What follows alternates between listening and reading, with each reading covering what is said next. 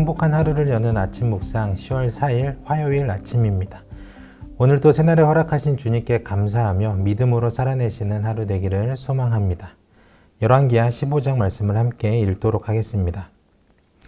이스라엘 왕 여로보암 제27년에 유다 왕 아마샤의 아들 아사랴가 왕이 되니 그가 왕이 될 때의 나이가 16세라 예루살렘에서 52년간 다스리니라. 그의 어머니의 이름은 여골리아라. 예루살렘 사람이더라.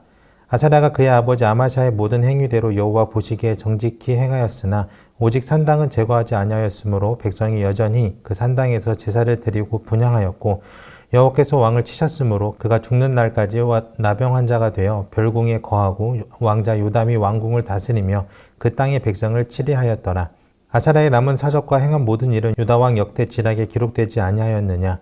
아사랴가 그의 조상들과 함께 잠에 다윗성에 그의 조상들과 함께 장사되고 그의 아들 요담이 대신하여 왕이 되니라. 유다의 왕 아사랴의 제38년에 여로보암의 아들 스가랴가 사마리아에서 6달 동안 이스라엘을 다스리며 그의 조상들의 행위대로 여호와 보시기에 악을 행하여 이스라엘로 범죄하게 한 느밧의 아들 여로보암의 죄에서 떠나지 아니한지라.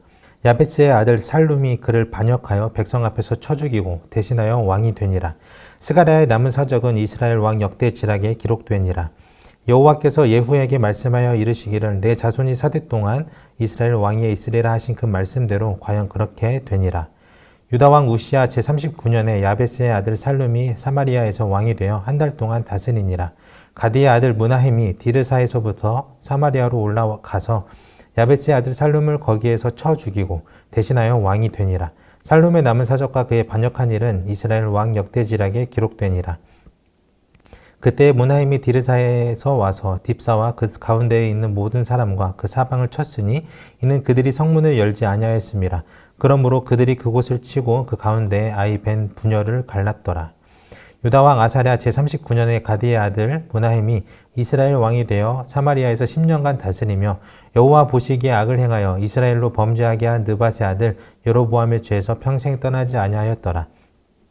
아스루 왕 불이 와서 그 땅을 치려하며 므나헴이 은 1000달란트를 불에게 주어서 그로 자기를 도와주게 함으로 나라를 자기 손에 굳게 세우고자 하여 그 은을 이스라엘 모든 큰 부자에게서 강탈하여 각 사람에게 은 50세겔씩 내게 하여 아수르 왕에게 주었더니 이에 아수르 왕이 되돌아가 그 땅에 머물지 아니하였더라.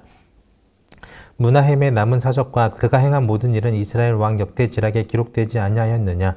므나헴이 그의 조상들과 함께 자고 그의 아들 부가히야가 대신하여 왕이 되니라.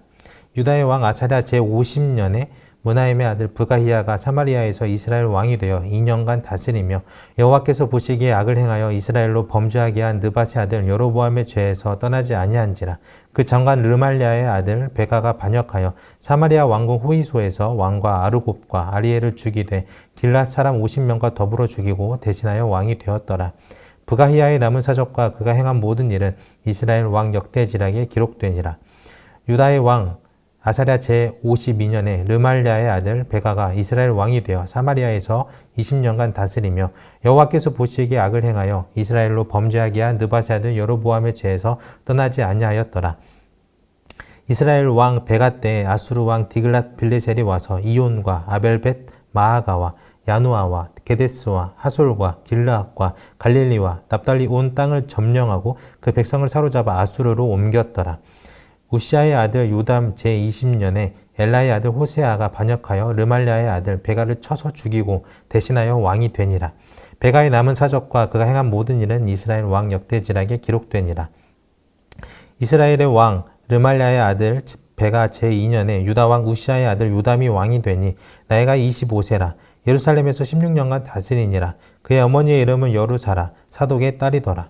요담이 그의 아버지 우시아의 모든 행위대로 여호와께서 보시기에 정직히 행하였으나 오직 산당을 제거하지 아니하였으므로 백성이 여전히 그 산당에서 제사를 드리며 분향하였더라. 요담이 여호와의 성전의 윗문을 건축하니라. 요담의 남은 사적과 그가 행한 모든 일은 유다 왕 역대 지략에 기록되지 아니하였느냐. 그때 여호와께서 비로소 아람 왕 느신과 르말랴의 아들 베가를 보내어 유다를 치게 하셨더라. 요담이 그의 조상들과 함께 잠에 그의 조상 다윗성의 조상들과 함께 장사되고 그 아들 아하스가 대신하여 왕이 되니라. 아멘. 오늘 말씀의 제목은 정통성을 잃으면입니다.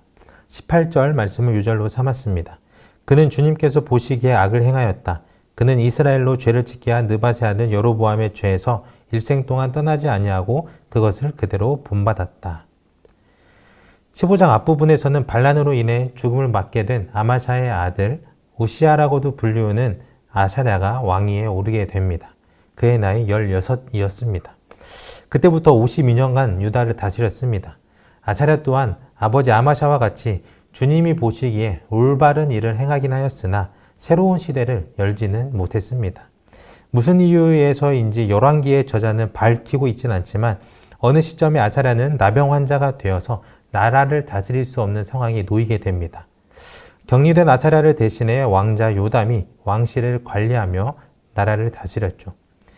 나병에서 회복되어 다시 돌아왔으면 좋았으려만 아사랴는 나병 환자가 되어 살게 된 격리된 궁에서 남은 인생을 살다가 죽음을 맞이하게 됩니다. 그리고 그의 아들 요담이 뒤를 이어 왕이 되죠. 그래도 유다는 8번째 왕 요아스부터 아마샤, 아사랴, 요담까지 이어지는 왕권 속에서 상대적으로 평화를 누렸던 것 같습니다. 이스라엘도 여로보암이 이룬 번영으로 인해서 나름의 평화의 시기를 가졌죠. 그러나 여로보암의 죽음과 함께 열왕기하 10장 30절에서 예후에게 말씀하셨던 너의 4대 자손까지는 왕위를 지키게 될 것이다 라는 약속이 끝나가는 시점이 다가온다는 것은 이스라엘에게 어떤 불안한 일들이 일어나게 될 것임을 암시해 주는 것 같은데요. 역시나 예후 왕조의 마지막 왕이었던 스가랴는 통치 기간이 6달 밖에 되지 않았습니다. 굉장히 짧은 시간임에도 불구하고 9절에 보면 그 짧은 사이에 조상들과 같이 악을 행했다고 나와 있죠. 결국 야베스의 아들 살룸의 반역으로 인해 죽임을 당하게 됩니다. 살룸 또한 한 달밖에 다스리지 못하고 므나헴의 반역으로 죽게 되고요. 므나헴이 10년을 다스리고 아들 부가히야에게 왕위를 물려주면서 또 왕조가 이어지나 싶었는데 그의 부관이었던 르말리아의 아들 베가의 반역으로 인해서 1년이란 짧은 통치 기간을 뒤로 한 채 죽임을 당하게 됩니다.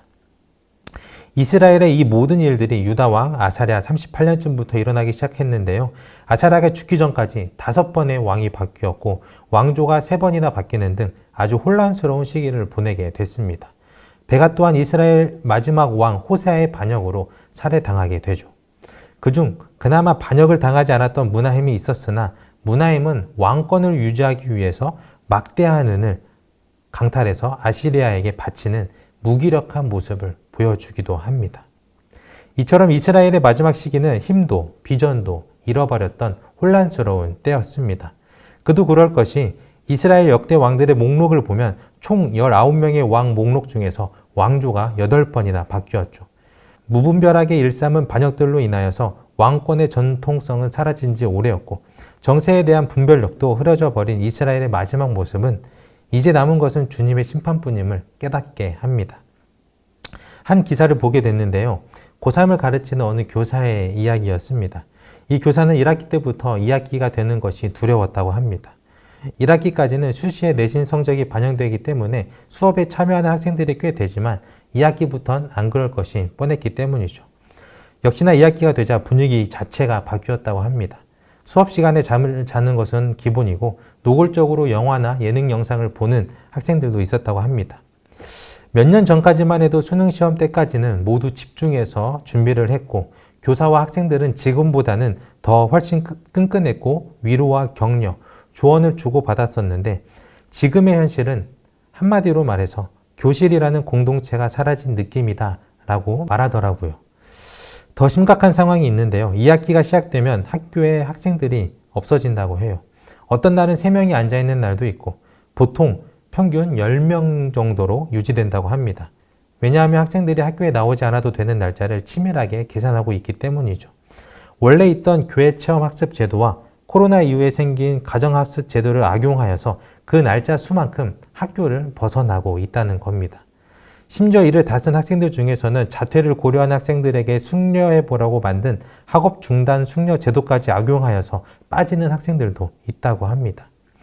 이 모든 것이 입시 정보를 공유하는 카페나 SNS를 통해서 퍼져나갔다고 해요. 이러한 고민을 토로한 교사는 조금씩 붕괴되어 온 이 교실 공동체부터 다시 복원하고자 하는 의지를 보여주었습니다. 학교란 공동체는 학생, 교사, 수업 등의 요소들이 빠지게 되면 제 기능을 하지 못하게 되고 혼란을 겪게 되면서 결국 정체성을 잃어버린 무너진 공동체가 되어버립니다. 이스라엘도 마찬가지였습니다.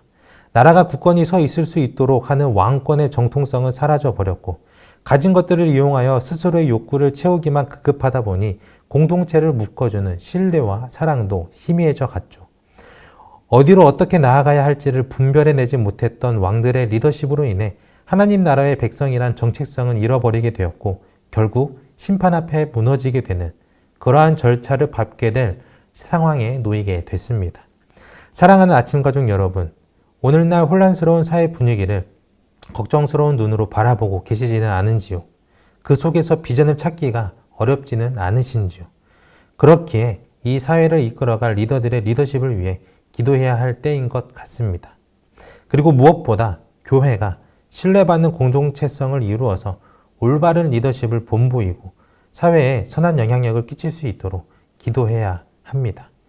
더 나아가 우리 각자가 속한 믿음의 공동체가 신뢰와 사랑을 기반으로 끈끈할 수 있도록 기도합시다. 그 속에서 주님이 주신 비전을 발견하고 올바른 정체성을 확립하여서 심판이 아닌 돌보아 주시는 주님의 은혜 속에서 공동체가 굳건히 세워져 갈 수 있도록 기도하는 그러한 하루하루가 되기를 소망합니다. 기도하겠습니다. 사랑의 주님, 사회 곳곳에서 정체성을 잃어버린 채 무너져 내리는 공동체들을 보게 됩니다. 이러한 아픔이 교회 안에서도 일어나고 있습니다. 사회 분위기는 혼란스럽고 걱정스럽기까지 합니다. 그렇기에 주님의 자비와 사랑을 더욱 간구합니다. 주님의 사랑이 필요한 공동체 가운데 함께하여 주셔서 생명력이 다시금 살아나게 하시고 정체성과 비전을 찾아 세상에 선한 영향력을 끼치는 공동체가 될 수 있도록 인도하여 주시옵소서. 무엇보다 이 땅의 리더들에게 주님과 같이 올바른 리더십으로 이끌어갈 수 있는 지혜를 허락하여 주시옵소서. 감사드리며 우리 주 예수 그리스도의 이름으로 기도드립니다. 아멘. 하늘에 계신 우리 아버지, 아버지의 이름을 거룩하게 하시며 아버지의 나라가 오게 하시며 아버지의 뜻이 하늘에서와 같이 땅에서도 이루어지게 하소서. 오늘 우리에게 일용할 양식을 주시고 우리가 우리에게 잘못한 사람을 용서하여 준 것 같이 우리 죄를 용서하여 주시고 우리를 시험에 빠지지 않게 하시고 악에서 구하소서. 나라와 권능과 영광이 영원히 아버지의 것입니다. 아멘. 각자 기도하시겠습니다.